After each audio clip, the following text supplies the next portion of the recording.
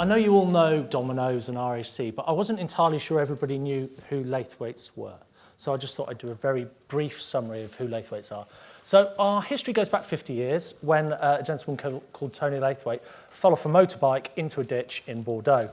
And the rest is history. So we now sell wine direct from our producers around the globe to the UK market. We taste a huge number of wines as they come through the doors, but only a few make it. Ultimately, it is about getting those millions of cases out the door to our customers. Some of the pictures up on here, you've got Tony in his first ever trip back from France that is now outside of our warehouse in Gloucester. The UK market has expanded and now we're in the US, Australia and New Zealand. So that's who we are. I suppose what our challenge was.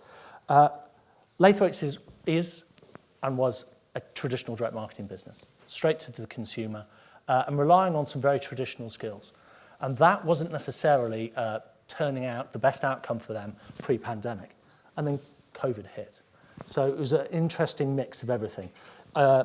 Mentioned earlier was the kind of the batch and blast strategy that Domino's had. Very much the same kind of situation for Laithwaites.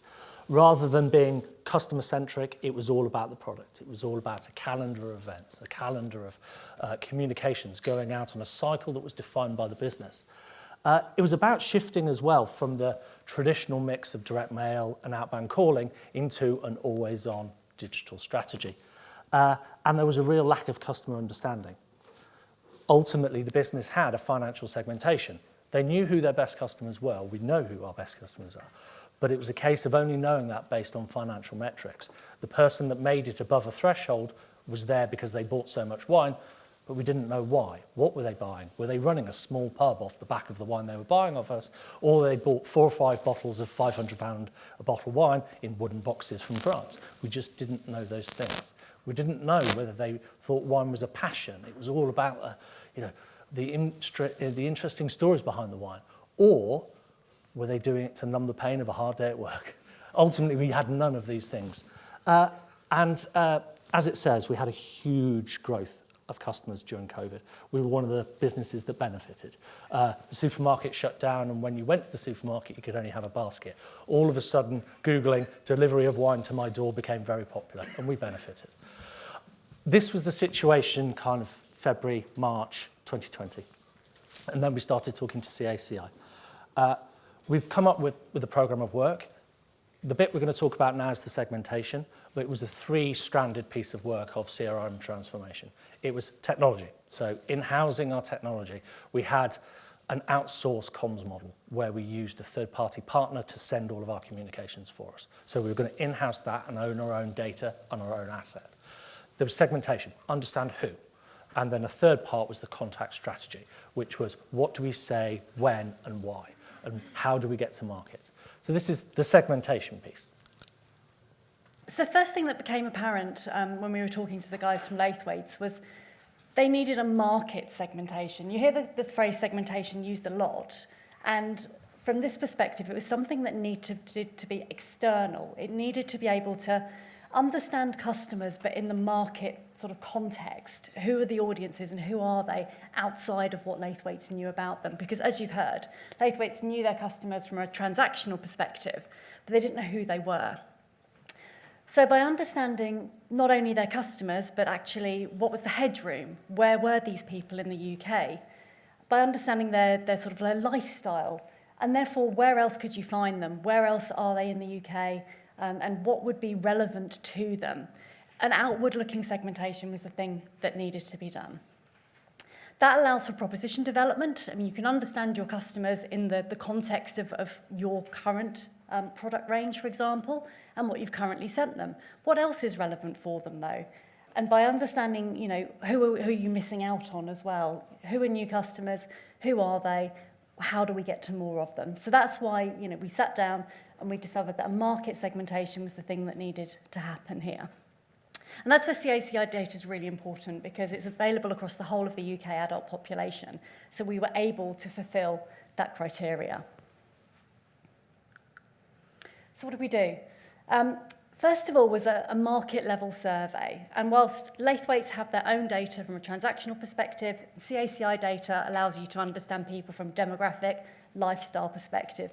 Actually, getting to the crux of what they cared about from a wine perspective, that was where we've added in the survey, and that's why we needed the survey.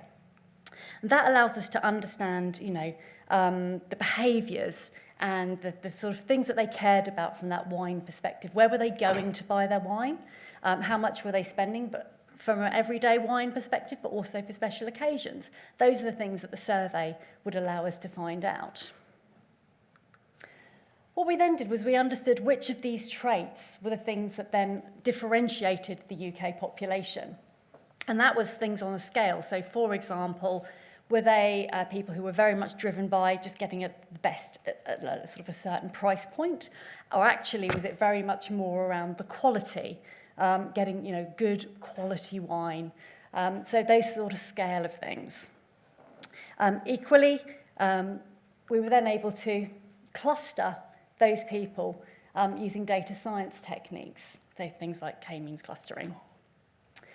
It's important when you're doing that, the data needs to do the talking, but at the same time, that can't be the end of it.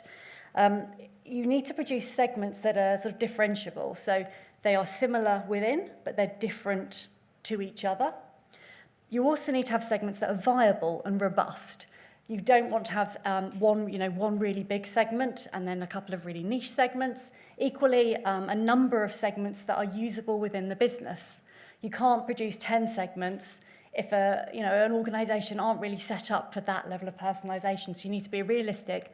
And that's where the third element comes in. They need to be intuitive. They need to make sense to the business. We make sure that we're ticking all of those boxes. So it's a combination of art and science. You let the data do the talking, but actually it needs to be collaborative, and you need to make sure you come up with a solution that fits that business, that it makes sense to that business, that the segments talk to that business, that they can be implemented. We enhance the segments with CACI data. So whilst we have, the survey data allowed us to understand the key traits across wine buying behaviour, the CACI data then allowed us to sort of just explain those segments, understand those segments from a wider perspective. So demographics, were they people who had kids, for example? So therefore they'd be drinking more, for certain occasions than others. Just all the time. Were they living in more like to live in a house or a flat? You've got delivery considerations there. Someone who's in a flat, actually getting a big crate of wine might not be as easy for them. So our data allowed, that extra sort of understanding. Digital channels, for example, are they people who are engaged with social media? Where would they be sort of, browsing, and where is the right environment to find them? Are they likely to use apps? All those sorts of things.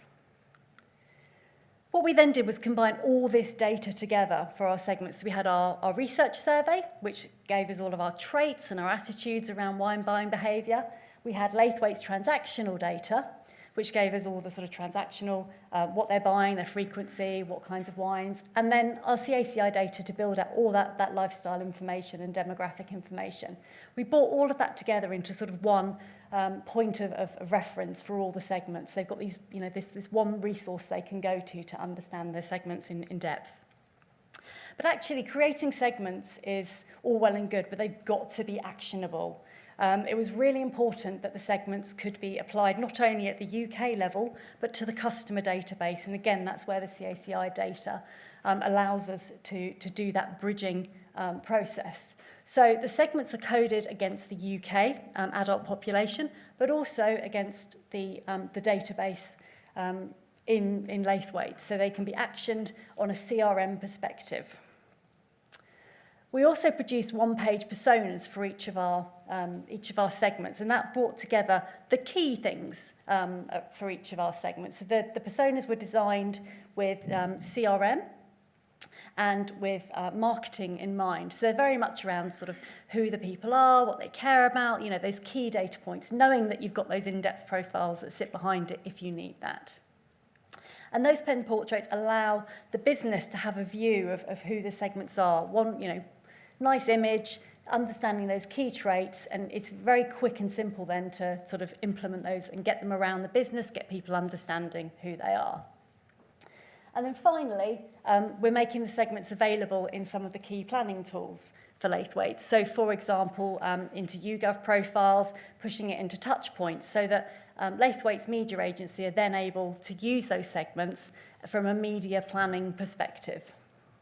That was the kind of the end of the work we did with CACI around the initiation of the segmentation. We ended up with 7 market segments, and those were the 7 segments we now focus on today, and we've split them up since then into what we call our core segments and our battleground segments, because some are absolute bullseye to the business, and then some we're going to have to fight tooth and nail with the supermarkets to win market share off them, and there's a decision moving forward about whether we do that. But a few things did come out of it, and I wanted to share with this with you. Off the back of this, we went and did some research. We got these customers together and got some qual groups and put our customers in front of us by these segments. And the perception that was at Laithwaites was that our customer base was of a certain age, of a certain type, etc., etc.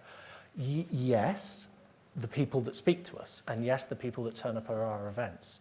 What this segmentation showed us was there were hundreds of thousands of people we had no idea were in the customer base, and they were wildly different to the customers we saw around our business, saw walking through the doors of our shops. Driven, yes, by COVID, because everything shut down and they wanted stuff delivered to their door, but this younger, digitally savvy, urban, affluent group that I can see sitting in front of me ultimately are on our database, and we need to do stuff to appeal to them and propositions to deliver for them. So just a quick clip of some of the research. Okay, what about other people? Is there, what roughly would you say is the balance of what you're buying online versus in store? Pre-COVID was probably, I would say, maybe 90% in store and a small amount online because of delivery. And I did once get a crate delivered to my office, and then I was literally taking home 1 bottle of wine at a time in my bag. And also my business admin team were not particularly happy I was getting crates of wine delivered to work. So, yeah, it's not being at home. But now it's all, I would say it's completely flipped the other way. Okay. So that, I suppose that showed us a couple of things. One, doing qual research during lockdown was quite entertaining, lots of Zoom calls. But number 2, we had no perception that these customers were on our database and buying from us. The perception was most of our customers own their own home, probably had a garage to put their wine in or cupboard under the stairs, etc., etc.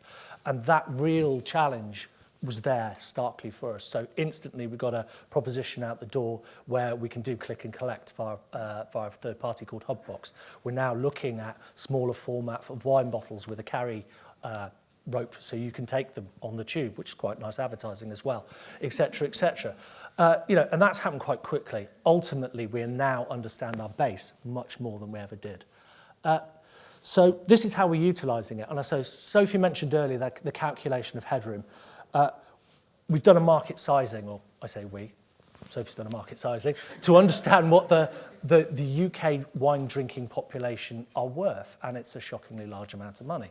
And what is the headroom in each of the segments when you take certain traits out of the customer segment? When you say people who aren't interested in getting it delivered direct to their door aren't really people who would turn around and say wine is an interest of theirs. So we can start paring down the segment value and understand where our real ability to grow is. Because if you just look at the top line number, it's billions.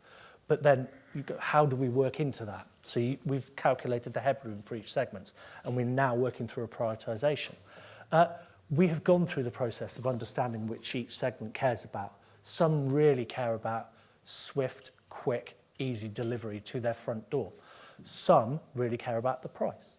Others really want to hear the story of how their wine is ecologically friendly, or how it was produced and how long the vines have been in the ground, etc., etc. That, by the way, is the level of my knowledge of wine. I know they grow in the ground.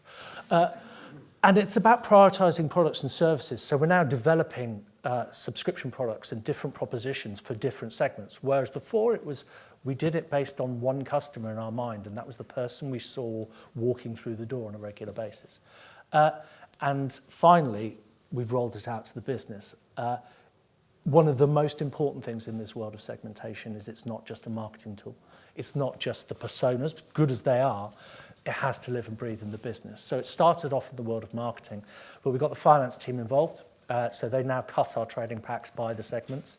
We're reporting response analysis by email and all the other channels by the segments. Our buying team are now starting to think how they buy different wines and design different labels on the products for the segments. And we've just, in the last couple of months, started importing a lot of this data into Power BI, the open source analytics product, where you can, in essence, give everybody in the marketing and commercial functions the ability to cut all the data that they work with by the segments. So we've really made them live and breathe. And the colours that Sophie first gave each segment, which is red for eager explorers and green for core heartlanders and a nice turquoise for premium enthusiasts, and the names have gone through all the products, gone through all the packs, sorry. So all the documentation that flies around the business has the names, has the colours on them. And it may seem like a small thing, but it does make it live and breathe for the business. Finally, so what we're doing in terms of moving forward and uncorking the potential, to make sure I get a pun into the presentation. So we've now started working on the development of the roadmap of propositions and strategies for our core segments, our 3 core segments out of the 7 that we believe is our bullseye. We've built this with technology in mind. So to talk to David's plan and piece earlier, we've worked with David to bring in Adobe. So we now have the Adobe technology in Laithwaites. That was part of our in-housing. So we run Adobe Campaign, Adobe Target, and Adobe Analytics. And all of these segments and all of this new contact strategy is starting to be built through that. So we're at the cusp now of this transformation where we've got the technology, we've got the segmentation, we've got the contact strategy. It's about now moving forward post-COVID with our new customer base that is a bit more split in age than it ever was, and uncorking the potential.